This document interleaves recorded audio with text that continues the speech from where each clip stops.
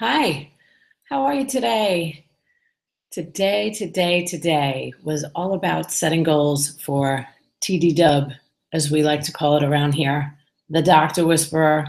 So I have my list of goals here on bright yellow paper. Um, yeah, I have 10 on page one. And then I have this, I almost want to call them my secret goals. Almost the ones that I don't want to share with anybody. My husband knows what one of them is. But I have these two goals that are really important. And then one I could have just put on my top 10 list, which I'll tell you, because you might be the only one that hears this. One of them is to really start understanding this whole influencer game. I really need to know. Instagram influencers, and yeah, they're the ticket, right? And I understand in a very vague way what that's all about. So I haven't spent any time researching or understanding it clearly. So it's on my list. It's on the hit list. So I've mentioned this before. Before means maybe nothing to you because maybe you've never watched one of these vlogs, which I'm not mad at you. I'm really happy you're here now.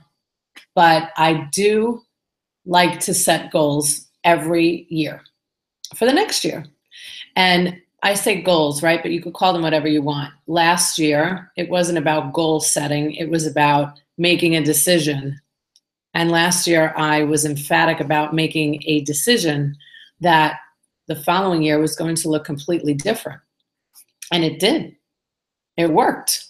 You say what you want, and it manifests, and it happens. So that's awesome, right? I'm able to now know what I want and what I don't want in my business. And it's very, very clear.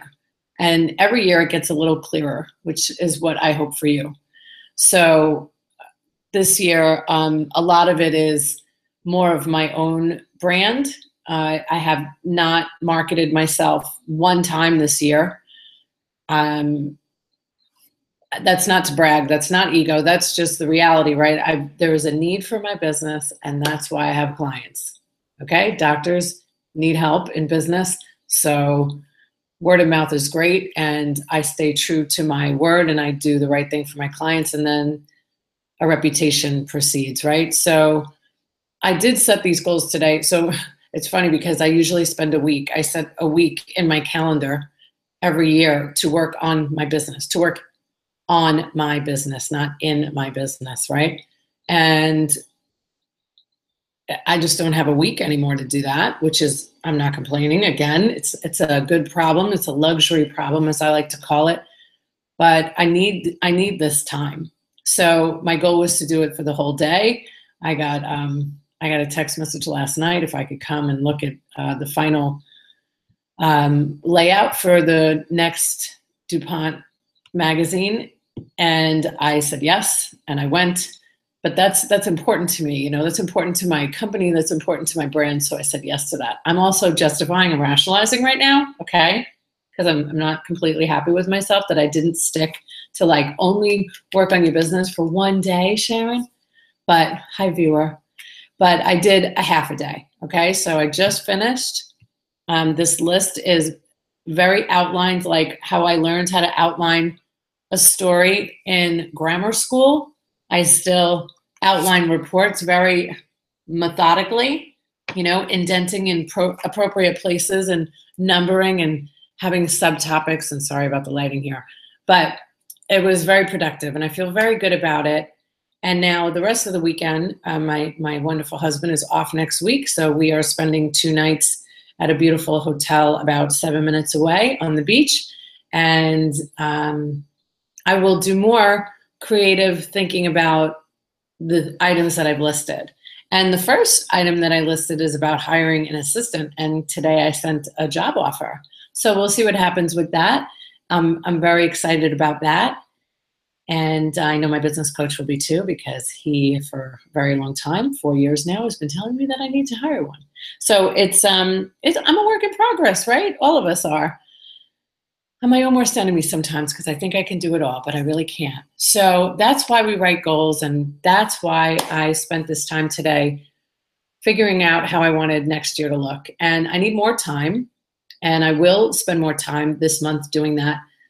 But feeling good about at least getting this done, and then an action plan happens. So now what I do is I list my goals, and then I keep myself accountable and check off these items, just like I do with my clients, right? I do the same thing for them. I give them agendas and goals, and then I just make sure that they're getting done. So it was a great day.